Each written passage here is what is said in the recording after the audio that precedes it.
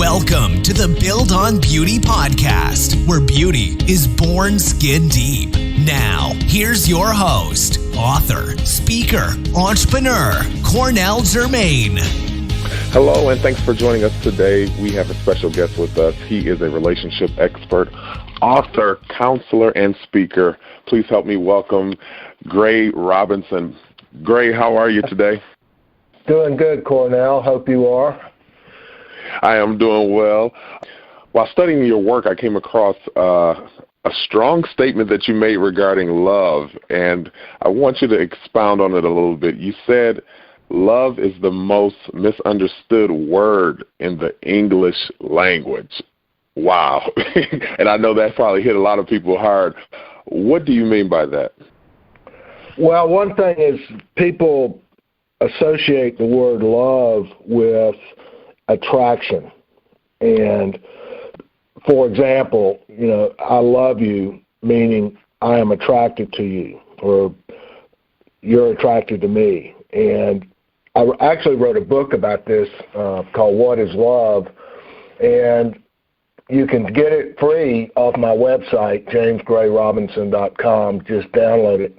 But the point is that we grow up with a lot of myths and misconceptions about the emotion of love.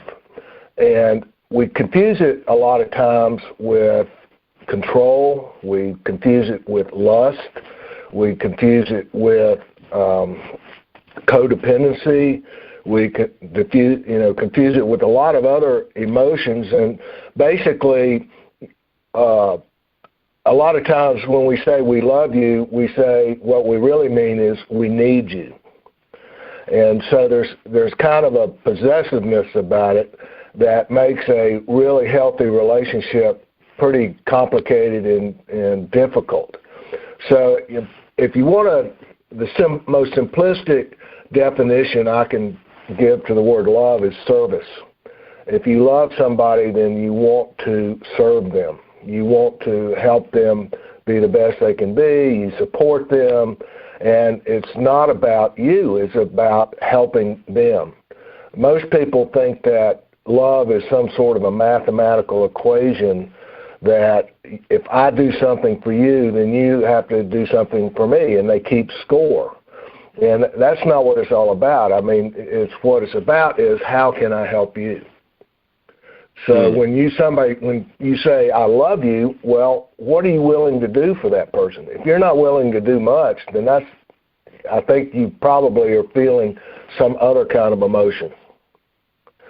So it's like when you love somebody, you can love your parents, you can love your children, you can love your partner, you can love your tribe, you can love your congregation, you can love your God, you can love a lot of things, but when you're talking about love, you're talking about what can I do for you.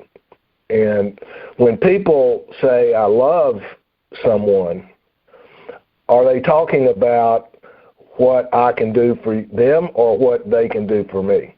And so it gets really sticky, especially in relationships, because I was a divorce lawyer for almost 30 years, and whenever a client would come in, I would ask them two things. One is, would you rather be happy or right? And fortunately for my pocketbook, most people want to be right, because being right is a lot more expensive than being happy. And the other question I would ask them is, well, why did you marry them in the first place? Because it would seem to me that if you marry someone out of love, that doesn't go away. But if you marry them to fill a need or to complete yourself, or because you had some really funky sunglasses on that were you were seeing this person in a completely unrealistic way, then that normally wears off. And so what happens is that people wake up one day and realize, well, wait a minute, I really didn't love this person just to start with.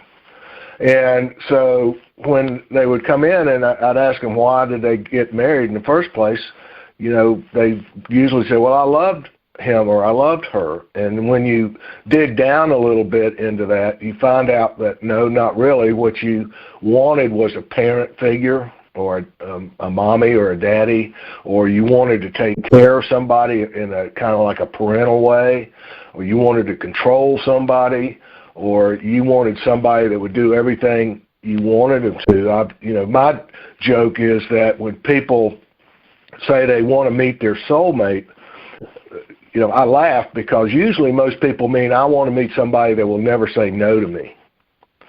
And so, and so when people want to be themselves, they want to be an individual, they don't want to be the carbon copy of their partner. They have their wishes, their desires, their goals in life. And when you find two people that have similar wishes, desires, and goals, then you can probably have a pretty successful relationship. But when you have two people who have completely different wishes, desires, and goals, then it's going to be problematic because you're basically walking in different directions. No, that's very good, and I don't want to interrupt you, but I do want to hone in because I'm glad you brought in the topic of being a divorce attorney, and I kind of want to play into that just a little bit because I'm wondering how many of the relationships or divorces that you administered, how many of them were just really people who grew apart, and you, from your definition, is it possible as a married couple to grow apart? Is that possible? I think it depends. Yes, it's entirely possible. It depends on how much effort you put into the relationship and how flexible you are. Because if it's kind of like when somebody zigs, you zag. But if you don't zag and you go off in the opposite direction, that's by definition you're growing apart. But basically, it's just one of the things that we don't teach our children very well is that we all change over time. I mean, we have beliefs when we're adolescents that we outgrow, hopefully, by the time we're an adult, and particularly about responsibility. I mean, just talk about responsibility for a second. Most adolescents don't understand the word responsibility. There are exceptions to that rule, of course, but the fact of the matter is that most adolescents think that they can get away with everything, and they don't have to pay the consequences or live the consequences of their decisions. And that's one reason why I think we're having such a complicated time with the new 20-somethings is because they've never had to take responsibility.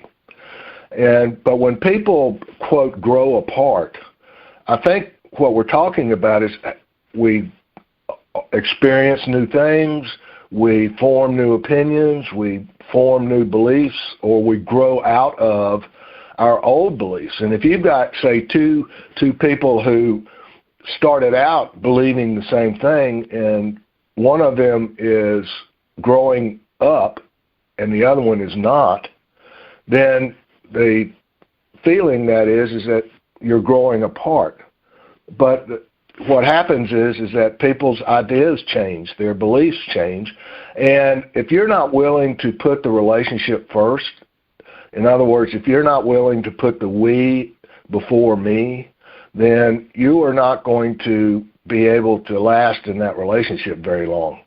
Because the people who have long-term successful relationships have always done whatever it took to make this relationship survive. And unfortunately, some of that includes putting up with stuff you shouldn't have to put up with, like abuse. But, if particularly my parents' generation, the Depression era generation, you got married and that was it. You didn't get divorced, no matter how bad it got. And so I think now we've gone to the other end of the spectrum where we've got people who think that divorces are basically disposable. Somebody does something you don't like, okay, let's get divorced. Rather than trying to work and find some common ground that you can make the relationship a success. So I think now the statistic is 60% of weddings end in divorce. So it's, we're not getting any better at this.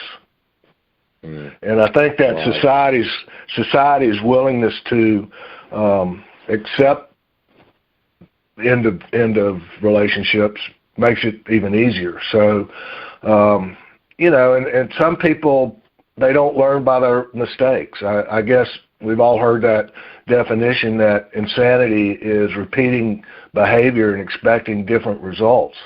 And so what we do is we fall in love with the same kind of person that we divorced the last time. And we don't make any changes in how we treat each other, and we don't make any changes over, well, how much am I going to compromise in order to make this relationship work? And all of a sudden you have people who, are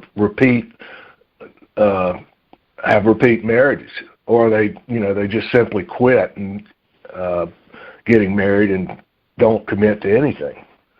So it's go ahead. You said we're not getting any better at this, and I want to hone in on that. How much, as a relationship expert, how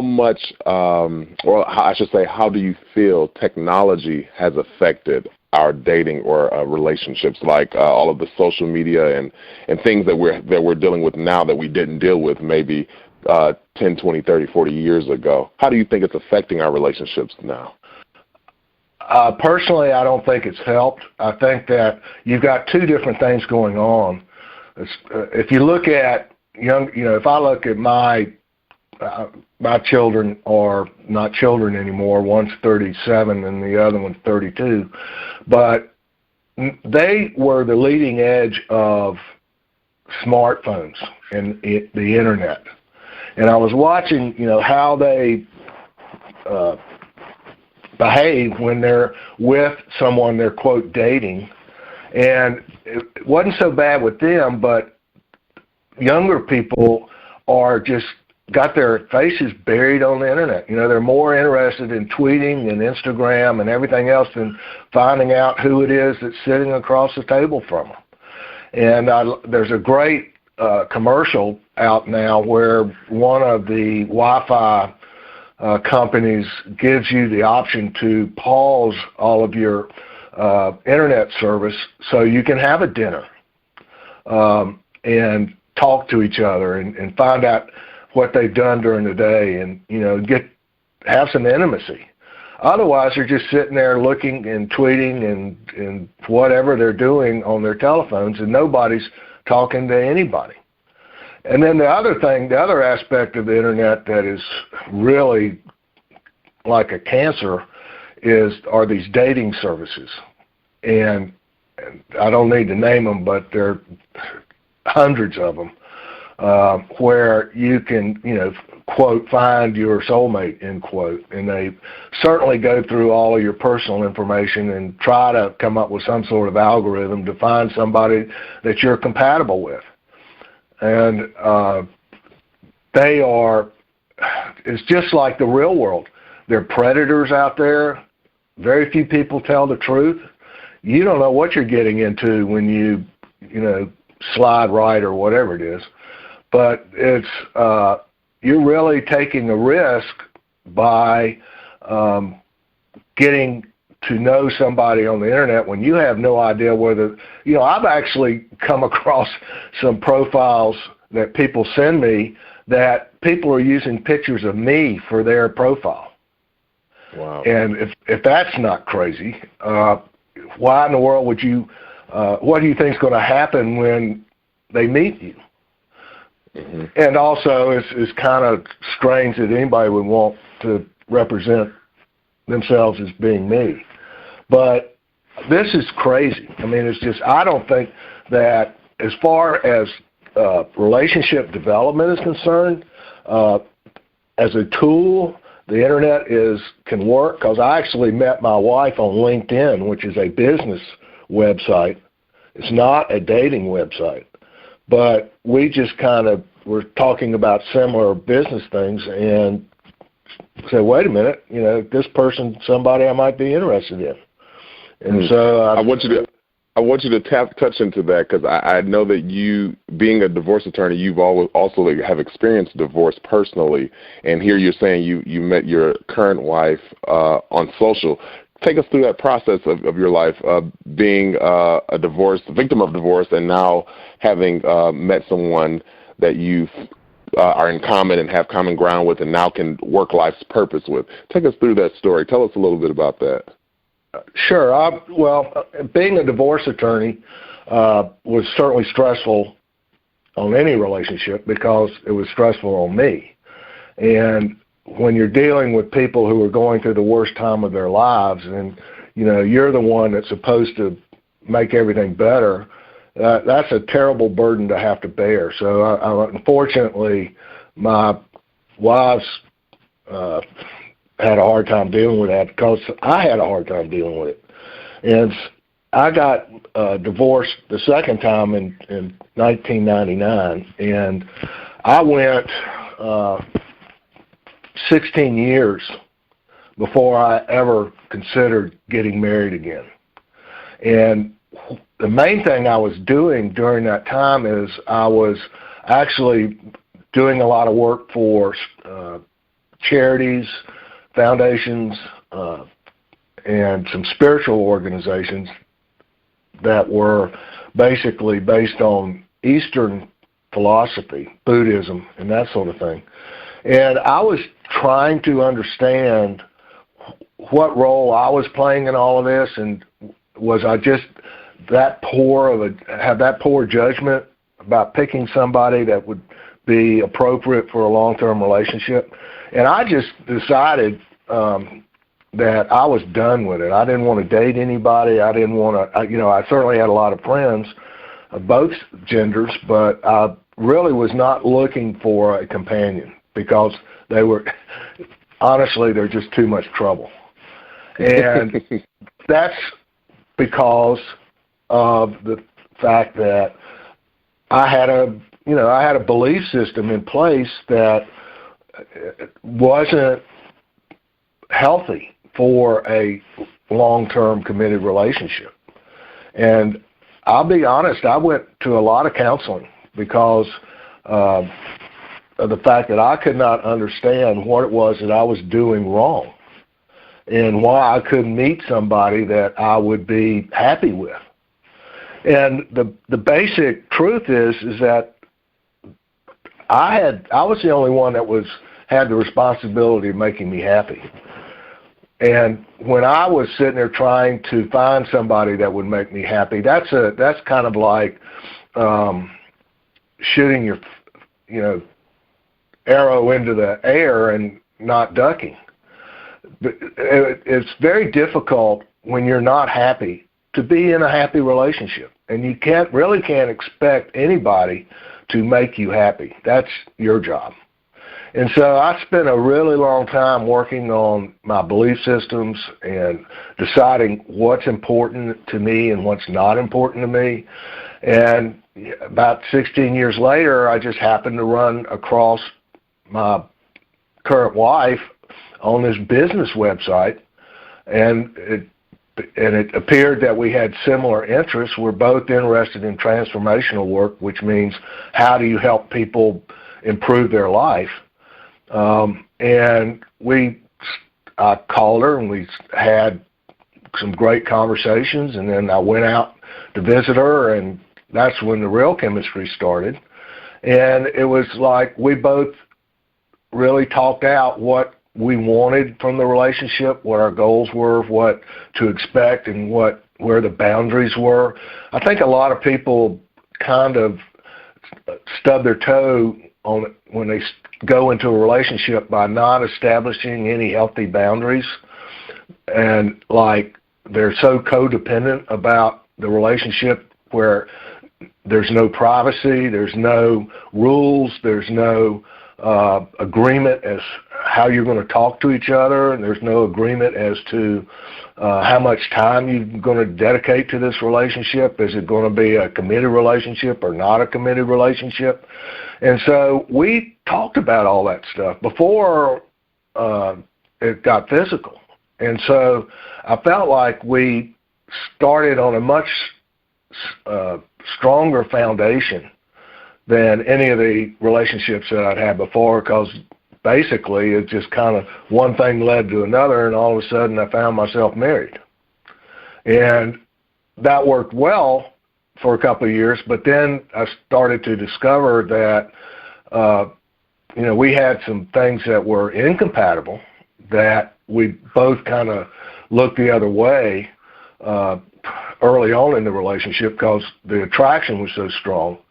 But when all of that wore off and we were sitting there looking at each other across the breakfast table and going, who are we? And the thing that I love about my wife is that she agrees with most of the things that I believe about relationships. And that's why we have such a great radio show. We have a relationship radio show called Soul Spark on K4HD.com radio at 9 p.m. Eastern Time. But we really see eye to eye, and it's not a matter of persuading anybody about anything. And one of the things is if they don't believe the same way I do, that's fine. As long as we're both committed in making the relationship work. There's some things that just absolutely destroy a relationship. One is lying to each other, and sometimes you can lie and not even know you're lying. It's because you're not being completely transparent and you're not being honest about how you feel. Because when you say to somebody, I'm fine, and you're not, you're lying. And so how do you build trust on that? It's better to be honest and say, that really bothers me that you're doing that, rather than trying to stuff it and just say, okay, I'll just ignore it. Because ultimately, that's going to blow up in your face. So the biggest thing that I think that we have is trust, because I believe her when she tells me she doesn't like something I've done, and I try to be honest when I say that I don't like what she's doing. But we don't make it all or nothing. We try to discuss a way that we both can get what we feel is important. But the ultimate priority is the relationship, because neither one of us want to get divorced again. And as long as you just follow some common sense rules like be kind, be patient, be loving, be interested, be committed. If you're not willing to do that, you shouldn't be in the relationship. And it's not about, but then again, as I said before, people get married and they get into relationships for all kinds of reasons that have nothing to do with the relationship. It has to do with, I want somebody to cook my breakfast, or I want somebody to be my maid, or I want somebody to pay for everything, or I want to marry into a different family than what I'm from. Or, those kinds of things that are going on, and you may not even be aware of it. This all may be subconscious. And until you really understand why you do things, then that's when you start repeating defeating behavior. That's very good. I want to still stay in the vein of love, but I want to tap into the subject of emotional maturity because I've found that emotional maturity is absolutely necessary, both in love relationships and just everyday living. But in your article, you say that it's inevitable that we grow physically, but emotional maturity is not always the case. So in other words, there are times when people will grow physically, but emotionally they're still stuck. Tell us why that is. I think that is normally, or one of the biggest reasons people get stuck is because of trauma, usually emotional trauma, or maybe even physical trauma. I mean, it breaks my heart to hear some of the stories about how parents treat their children. I grew up in a very authoritarian household. My father went to West Point, and he was the god. He made all the rules. He enforced all the rules. and it was pretty clear who was the boss. And he could be pretty unkind and critical when we weren't behaving like the way he wanted us to behave. And basically, he wanted his 6-year-old son to act like a 21-year-old adult. And so if I acted like a 6-year-old, I would be disciplined like a 21-year-old. And so that really stunted my emotional growth, because it takes kindness and it takes acceptance and it takes support to be able to, those are the ingredients of emotional growth. It's just like a garden. If you don't water, you don't feed, you don't pull out the weeds, then you're not going to get much of a garden. And the same thing is true with your emotions. If you don't pay attention to what you're feeling and how you handle those feelings, emotional maturity is more about how do you handle your feelings, not so much control them. But if you get angry, what do? Do you suppress it because you're not supposed to get angry? Or sadness, what do? Do you suppress it because you're not supposed to cry? Boys aren't supposed to cry. So it's about allowing yourself to have your emotions. Make sure that your emotions are appropriate for what's going on, because if they're not appropriate, then something else is going on. Usually you're triggering some sort of traumatic response, and people get very defensive or they get very aggressive based on what kind of suppressed memory they're accessing. And so emotional maturity is about being able to remain calm with, or if you get angry and let it, because if you just let the emotion go through you, most people don't stay angry very long. It's when you're trying to deny the emotion that you make it last and get worse. So if somebody pisses you off, don't get violent. Just go and beat up a pillow or something. That's a great therapy for people who don't know how to deal with their anger, is go get a Nerf bat and beat up a pillow. It's amazing how quickly you'll get over your anger when you do some sort of therapy like that. And there are all kinds of therapists that can help you with suppressed anger, but you need to, that's how you deal with it, is to let it out. You cannot deal with the unhealthy emotions by stuffing them.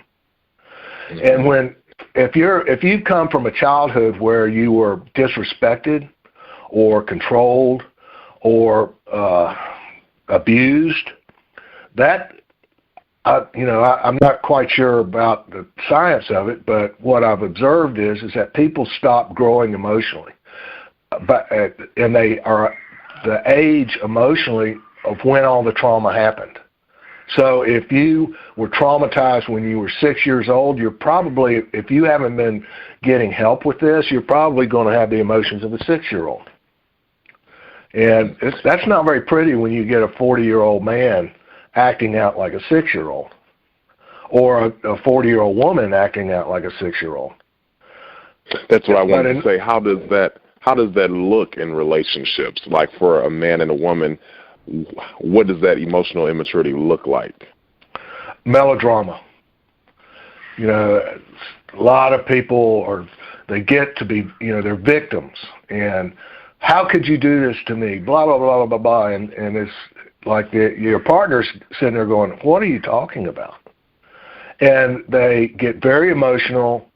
They may scream. They may throw a temper tantrum.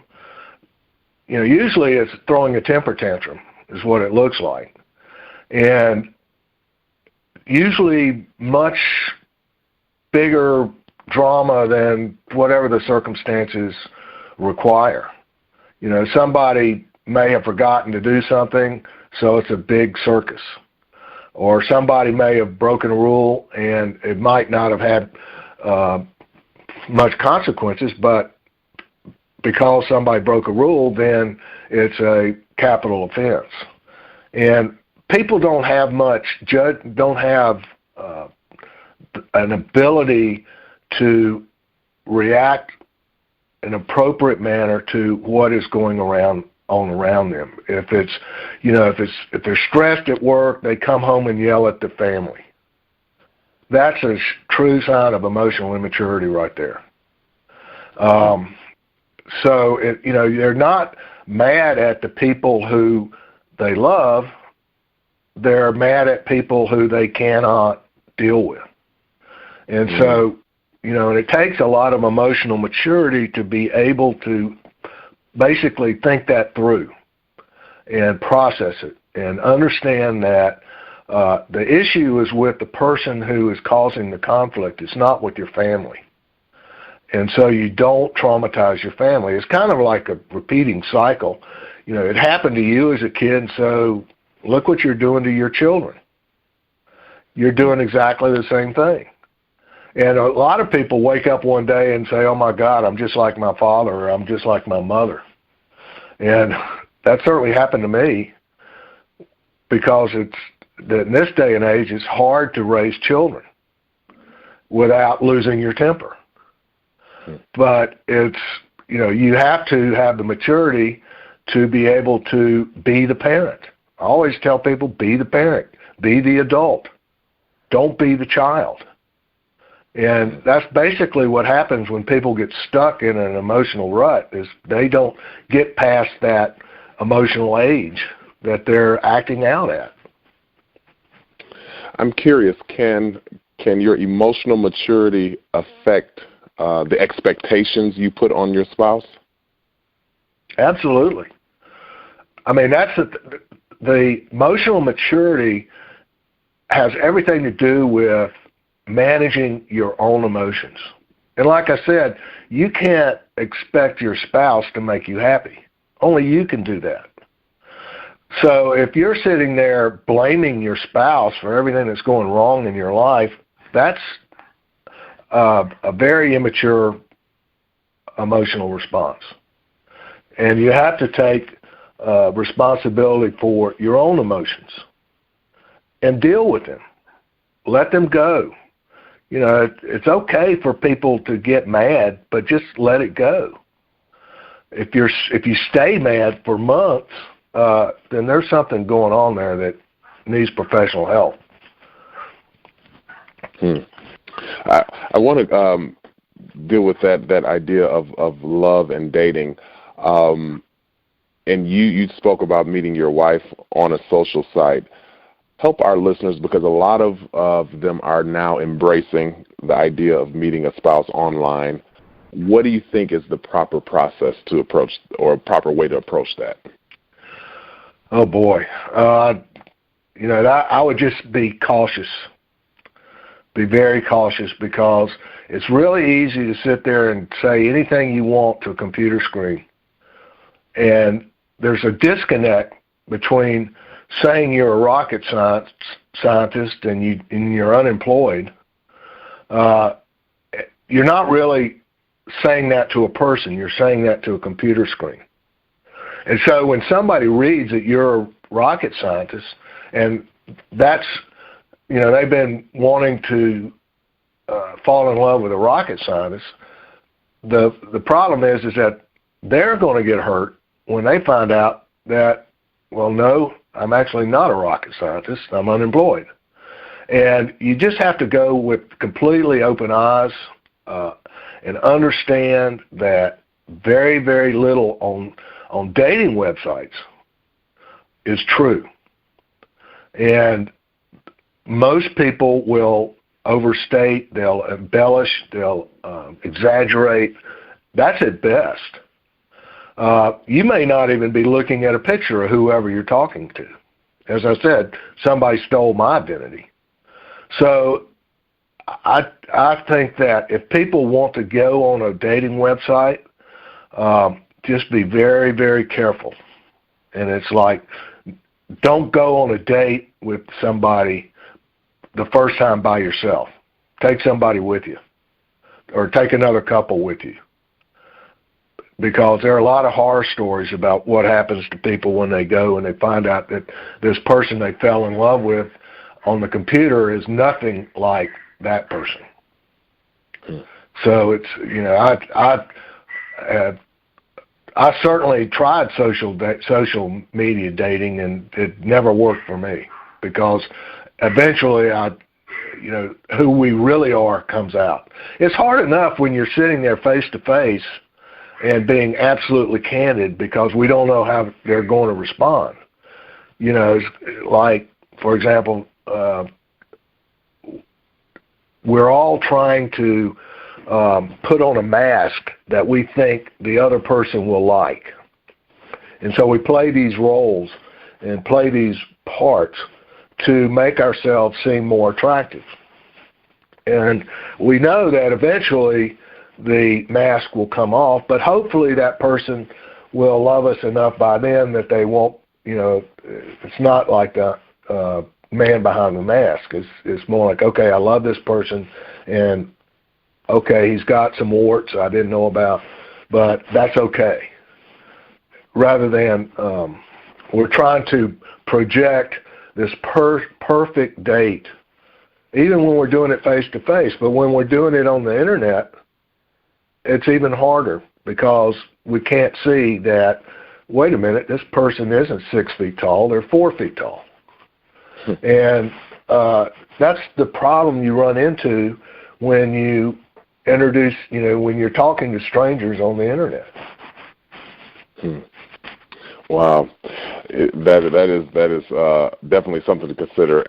In the vein of emotional maturity, and I just want to tap into this just to see your thoughts on it.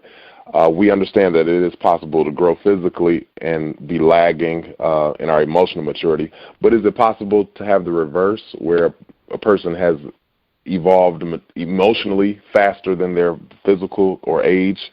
You know, yeah, man. Is that possible? Absolutely. I've seen lots of children and adolescents who are a lot more mature than I was.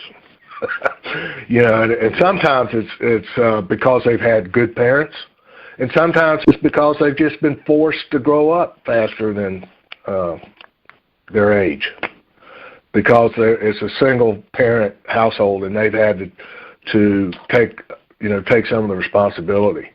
And they did it, and I don't know how they do it with the attitude they have, but they're great kids, and they're responsible. They manage their lives. They have a pretty good idea of what they're doing, and they're not going to they don't care so much about peer pressure. That's a real indication right there of how mature somebody is whether or not they're worried about what people think of them. Mm-hmm. You know, because mature people don't care about what people think of them. They may have to deal with it in their careers or on a job, but as far as whether I'm going to wear the disco lounge outfit or the the cowboy boots, that's up to them, and they're very comfortable being themselves, I guess is another way to express being emotionally mature. And age doesn't have really anything to do with that. I've seen many 40-year-olds that were worried to death about how what people's opinion of them were, and I've seen 14-year-olds who could care less. You know, they know exactly who they are, what they're doing, and they're having fun doing it. So age and maturity have nothing, or rarely has anything to do with each other. Although most of the time, hopefully, you're becoming more mature as you get older on some kind of slope, mathematical curve, but it's not necessarily. Wow.